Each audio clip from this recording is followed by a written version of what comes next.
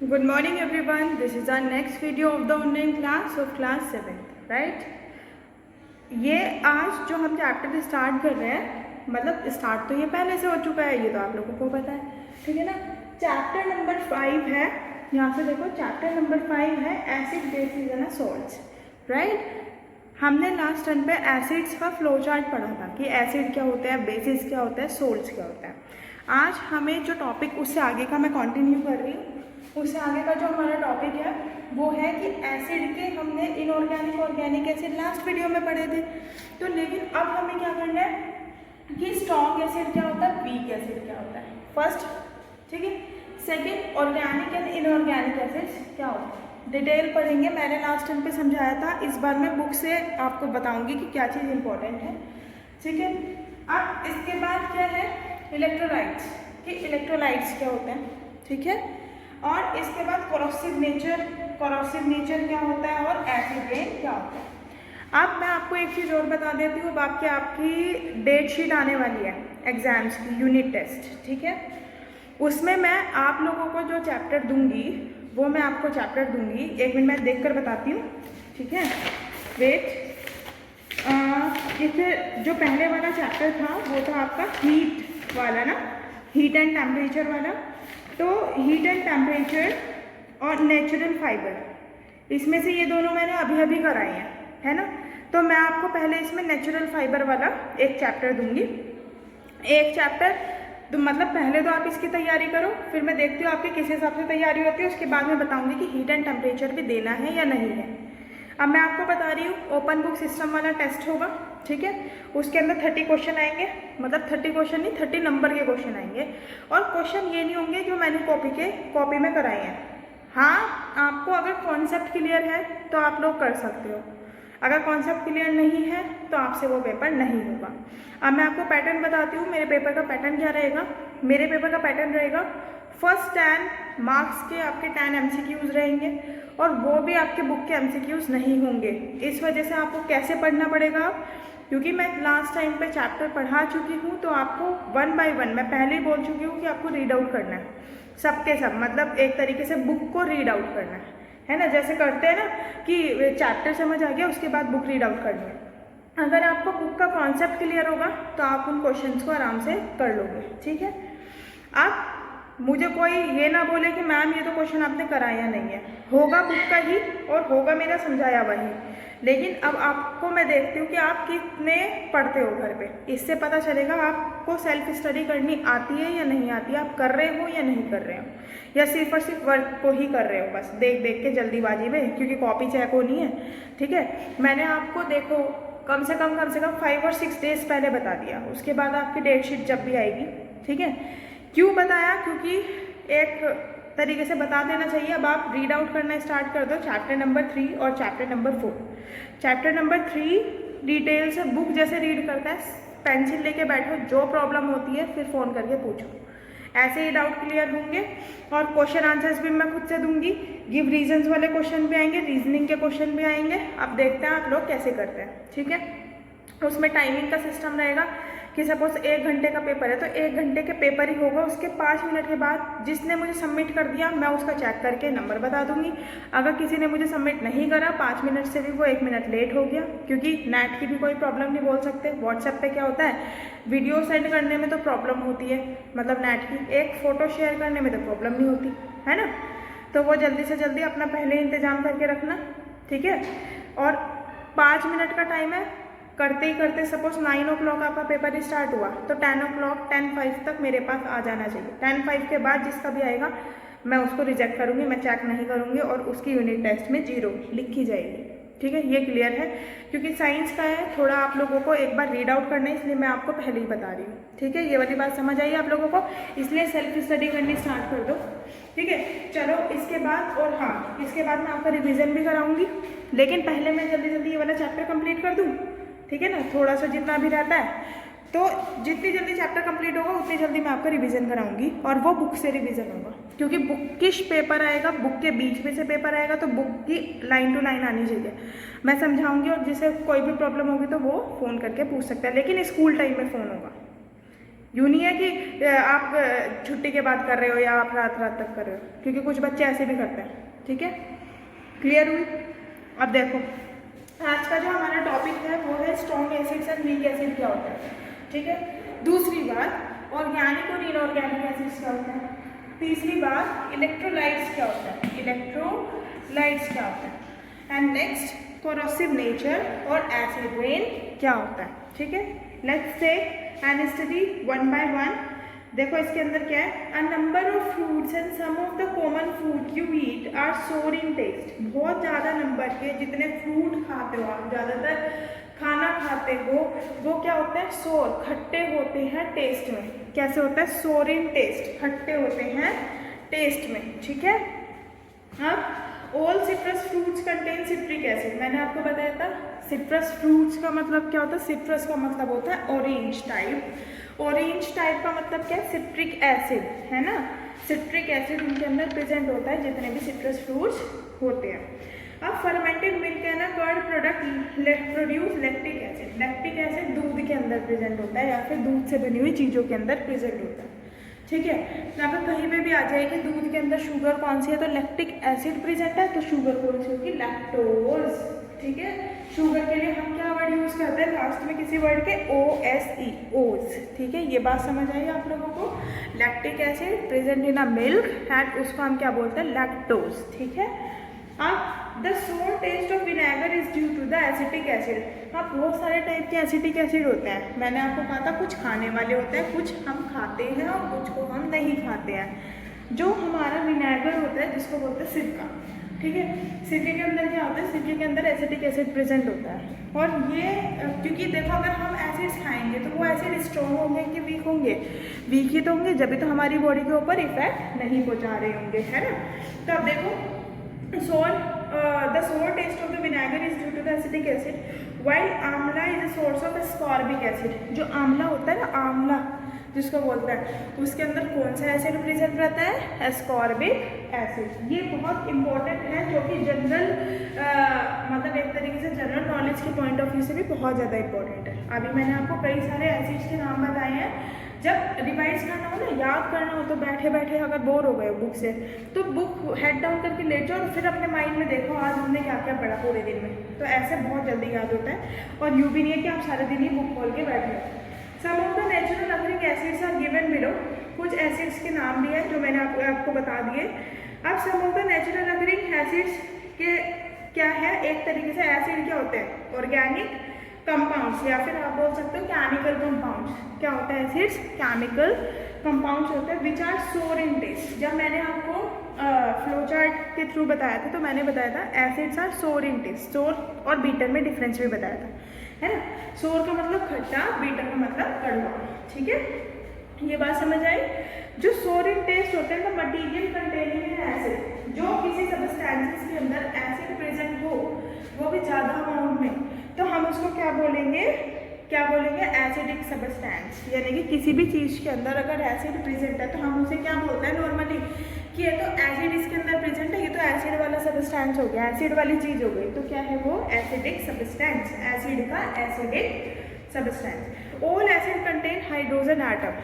देखो अब बात करते हैं, अभी तो हमने टेस्ट के अकॉर्डिंग एसिड कहा कि एसिड कैसा होता है, एसिड होता है सोर इन टेस्ट, खट्टा होता है ना। लेकिन एसिड, अगर मैं एटम्स के बारे में बात करूँ, देखो हर चीज़ एटम्स, मॉलिक्यूल्स, आयंस की बनी रहती है। याद रखना, atoms, molecules, ions. Atom starting वाला फेज होता है, जब बहुत सारे एटम जुड़ते हैं तो वो मॉलिक्यूल का फॉर्मेशन करते हैं। ठीक है, जैसे और हमारी जो ह्यूमन बीइंग की जो बॉडी है, हमारी जो ह्यूमन बीइंग की बॉडी है, वो जो बॉडी होती है वो सेल्स की बनी होती है। सेल्स में क्या है, डिफरेंट डिफरेंट टाइप की हमारी सेल्स रहती है। ठीक है, डिफरेंट डिफरेंट टाइप की सेल्स रहती है। जैसे हमारी बॉडी सेल्स की बनी रहती है, ऐसे ही हर एक सब्सटेंस एटम, मॉलिक्यूल्स, आयंस का बना रहता है। एटम छोटी यूनिट होती है, लेकिन एटम कंबाइन होकर किस चीज़ का फॉर्मेशन कराते हैं, तो मॉलिक्यूल्स का फॉर्मेशन कराते हैं। ये बात समझ आएगी आप लोगों को। In the production of the, देखो इन्होंने क्या कहा है, all acid contain hydrogen atom. ज़्यादातर almost all the acids contain hydrogen atom उनके अंदर रहता है। देखो एटम आ गया, हाइड्रोजन, सब हाइड्रोजन तो हमारी गैस होती है, the aqueous solution are present in electrical charge form. लेकिन इन्होंने क्या कहा, एक्वस वर्ड कहीं दिया है, एक्वस का मतलब क्या होता है, पानी वाला सॉल्यूशन, वाटरी सॉल्यूशन, ठीक है। एक्वस सॉल्यूशन बोलते हैं गीला गीला सा। देखो वाटर का फॉर्मूला क्या होता है, आप लोगों को पता है वाटर का फॉर्मूला, देखिए यहाँ देखो, वाटर का फॉर्मूला होता है H2O। जैसे हम इसके ऊपर इलेक्ट्रिसिटी प्रोवाइड करते हैं, इलेक्ट्रोलाइट, तो ये टूट जाता है। मैं यहाँ ही लिख रही हूँ क्योंकि आपको यहीं दिखाई देगा, H positive plus O negative, ऐसे। तो एक के ऊपर पॉजिटिव चार्ज, एक के ऊपर नेगेटिव चार्ज, यानी कि टूटना, टू भूल जाओ, वो तो बैलेंस हो जाता है, वो छोड़ो। इसके अंदर वाटर के अंदर कितनी सारी चीज़ें हैं, दो है ना, H और O, तो H और O को हमने तोड़ दिया, H पॉजिटिव O नेगेटिव। ये ट्रांसफरिंग का प्रोसीजर होता है कि कितने इलेक्ट्रॉन कितने प्रोटॉन्स वगैरह इसके अंदर है, ठीक है ना। तो ये वाटर के अंदर जैसे ही जाएगा, इसके अंदर इलेक्ट्रोलाइट आएगा, तो H2O will convert into the H positive and O negative. क्योंकि अब याद रखना, अगर किसी भी स्पीशीज के ऊपर चार्ज आया, चार्ज आने का मतलब क्या है, चार्ज आपका या तो प्लस हो सकता है या तो माइनस हो सकता है, दो तो चार्ज हो सकता है ना। तो अगर आपके चार्ज है दो तरह के अलग अलग, तो उनको क्या बोलते हैं, इन चार्जेस को ही हम आयन बोलते हैं। और क्योंकि ये स्पीशीज है, स्पीशीज यानी कि जिस चीज़ के ऊपर चार्ज आए, तो हम इनको क्या बोलेंगे, आयनिक स्पीशीज। आयन आ गया, चार्ज को आयन बोलते हैं, आयनिक वर्ड यूज कर दिया और स्पीशीज बोल दिया। किसकी आयनिक स्पीशीज है, वाटर की, है ना, वाटर की आयनिक स्पीशीज। ये बात समझ आई। The production of the hydrogen ion H positive when dissolved in water make the substance behave like an acid। अब देखो, जैसे ही वाटर इलेक्ट्रोलाइट करके हम इसको ब्रेक कर देते हैं, तो ये H पॉजिटिव आयन दे रहा है। H पॉजिटिव आयन देने का मतलब क्या हुआ, water behave just like an acid, ठीक है। यहाँ पे हमने उसे कन्वर्ट किया है, ठीक है ना। जब एक्वस सॉल्यूशन में प्रेजेंट होता है, जब हम उसको इलेक्ट्रिकली चार्ज कर देते हैं, ये बात समझ आई, ठीक है। क्योंकि H पॉजिटिव अगर कहीं पे भी है, यानी कि किसी से भी ब्रेक करने के बाद निकल रहा है, तो वो बिहेव करेगा एज एन एसिड की तरह से, ठीक है। अब देखो, strong and weak acid, strong and weak acid में हम आते हैं। अभी तो हमने वैसे ये टर्म्स देखी है। एसिड में भी स्ट्रॉन्ग एंड वीक, कुछ भी हो सकता है। The acid which produce more hydrogen ion and dissociation completely on dissolving in water are called strong acid. अब हमें नहीं पता इसके हाइड्रोजन आयन सारे H पॉजिटिव में कन्वर्ट हुए या नहीं हुए। अगर पूरे कन्वर्ट हो रहे हैं और H पॉजिटिव आयन दे रहा है, और वो भी पूरे कन्वर्ट हो रहे हैं, ठीक है। हमें तो यहाँ पे ये तो पता है कि H पॉजिटिव इसने छोड़ दिया, निकाल दिया, तो यानी कि एसिड की तरह से बिहेव करेगा। लेकिन अगर हमें ये बताना हो कि ये इसने सारे दिए या इसने सारे नहीं दिए, सारे दिए तो ये स्ट्रॉन्ग एसिड की तरह से बिहेव करेगा। इसने H आयन मतलब सारे देने का मतलब क्या है, डिसोसिएट कर दिया। डिसोसिएट का मतलब ब्रेक डाउन होना, ठीक है, डिजोल्व होना। डिजोल्व हुआ जब एक्वा सॉल्यूशन के अंदर, तो डिसोसिएशन हुआ, तो ये क्या हुआ एक तरीके से H पॉजिटिव आयन, तो ये क्या हुआ एक तरीके से, अगर पूरे दे दिए तो स्ट्रॉन्ग एसिड, नहीं दिया तो वीक एसिड, ठीक है ना। और देखो अब इन्होंने क्या कहा है, जैसे कि स्ट्रॉन्ग एसिड के एग्जाम्पल बता रही हूँ, sulphuric acid, hydrochloric acid. Sulphuric acid का तो मैंने नाम आपको पहले भी दिया था। सल्फ्यूरिक एसिड कहाँ प्रेजेंट होता है, जैसे इन्वर्टर बैटराज वगैरह नहीं होते, हमारे घर में इन्वर्टर्स वगैरह रखे रहते हैं, तो उसके अंदर क्या है कि H पॉजिटिव आयन ही ये देता है। तो क्या है, सल्फ्यूरिक एसिड हमें H पॉजिटिव आयन देगा, ऐसे ही HCl देगा, ऐसे ही नाइट्रिक एसिड देगा। मैंने कल वाली वीडियो में आपको बताया भी था, नाइट्रिक एसिड यानी कि HNO3, HCl, hydrochloric acid, sulphuric acid H2SO4, ठीक है। ये वाली बात समझ आई है ना। Acid which produce much less hydrogen ion and don't dissociate completely on dissolving in water are called a weak acid. वही वाली बात, जो एसिड पूरी तरीके से डिसॉल्व होने के बाद भी H आयन कंप्लीटली नहीं डिसोसिएट कर पाते, नहीं दे पाते एक्वा सॉल्यूशन के अंदर, तो हम उनको क्या बोलेंगे, उनको हम वीक एसिड के नाम से कंसीडर करते हैं, ठीक है। अब बात आती है इनके एग्जाम्पल्स की। तो इनके एग्जाम्पल्स क्या हैं, इनके एग्जाम्पल्स होंगे आपके लैक्टिक एसिड। फर्स्ट, अभी हमने लैक्टिक एसिड कहाँ पढ़ा, मिल्क के अंदर। मैंने बताया कि मिल्क के अंदर पूरा मिल्क हल्का सा जब कच्चा दूध होता है, तो जब उसको पीते हैं तो क्या है, वो थोड़ा मीठा मीठा सा लगता है। मतलब ऐसा नहीं है कि एकदम से ही पूरा मतलब फीका फीका सा, ठीक है। तो जो वो मिठास है उसकी, तो वो किसकी वजह से है, क्योंकि उसके अंदर शुगर प्रेजेंट है, ठीक है, क्योंकि मिल्क के अंदर लैक्टिक एसिड प्रेजेंट होता है तो उसके अंदर शुगर लैक्टिक एसिड के ही नाम से लैक्टोज, ठीक है। जैसे आपने जितने भी शुगर्स के नाम सुने होंगे ज़्यादातर वो आपने सुने होंगे फ्रक्टोज, सुक्रोज, माइल्टोज, इस तरह से है ना, इन्वर्टोज, जैसे इन्वर्टेज। देखो एज आए किसी वर्ड के लास्ट में तो एंजाइम, यानी कि जो चीज़ उसमें कन्वर्ट करने में हेल्प कर रही है वो तो एंजाइम। लेकिन अगर किसी के लास्ट में ओज, सेल्यूलोज, ठीक है, इस तरह से सुक्रोज, माल्टोज, फ्रक्टोज, ग्लूकोज, ठीक है ना, तो ये हमारे क्या है, ये सारी की सारी हमारी शुगर होती है, ठीक है। आप देखो ऑर्गेनिक है ना, इनऑर्गेनिक एसिड्स देखते हैं। ऑर्गेनिक इनऑर्गेनिक एसिड्स क्या होते हैं? Organic acid contain carbon as a substituent and found in a living thing. देखो ऑर्गेनिक एसिड के अंदर सब्स्टिट्यूएंट जो उसके अंदर रहता है वो क्या है, कौन सा एटम है, वो कार्बन होता है, ठीक है, और जो कि ज़्यादातर लिविंग ऑर्गेनिज्म से ही मिलता है, प्लांट से मिले या फिर एनिमल से मिले, ठीक है। जो चीज़ जहाँ से मिलती है हम उसको क्या बोलते हैं, हम उसको सोर्स बोलते हैं। ये बात समझ आई, सोर्स बोलते हैं। तो क्या हुआ ये कि जो प्लांट और एनिमल से जो एसिड हमें मिल रहा है हम उसको क्या कहेंगे, ऑर्गेनिक एसिड्स, ठीक है। अब देखो इसके बाद प्लांट एनिमल मटेरियल हो गया, जैसे citric acid, formic acid, acetic acid. Acetic acid अभी हमने देखा, कहाँ देखा एसिटिक एसिड, विनेगर के अंदर देखा है ना। सिट्रिक एसिड भी होता है, सिट्रिक एसिड सिट्रस फ्रूट्स के अंदर। सिट्रस का मतलब क्या होता है, सिट्रस का मतलब होता है खट्टा, ठीक है, खट्टे फ्रूट्स के अंदर, जैसे कि ऑरेंज ले लो है ना, खट्टी लीची ले लो, जो लेमन ले लो, सिट्रस फ्रूट्स बोलते हैं इनको। अलग अलग नाम में देखें हम क्या बोलते हैं इनको, citrus fruits, because the citric acid is present in it, ठीक है। And acetic acid, these acids are natural occurred. ये वो एसिड्स हैं जो नेचुरली अकर्ड हुए हैं, मतलब जो प्लांट और एनिमल रिसोर्स से मिल रहे हैं और नेचुरली अकर्ड है, ठीक है। अब क्या है, they are the weak acid and that is why we use them as a food supplement. Food supplement की तरह से हम उसको यूज करते हैं। अब बात करते हैं inorganic acids. Inorganic acids are also called a mineral acid. Inorganic acid क्या होता है, मिनरल एसिड होते हैं। On the other hand are prepared for mineral present in the earth crust, ठीक है। Inorganic acid are prepare artificially in the industries, वो naturally था।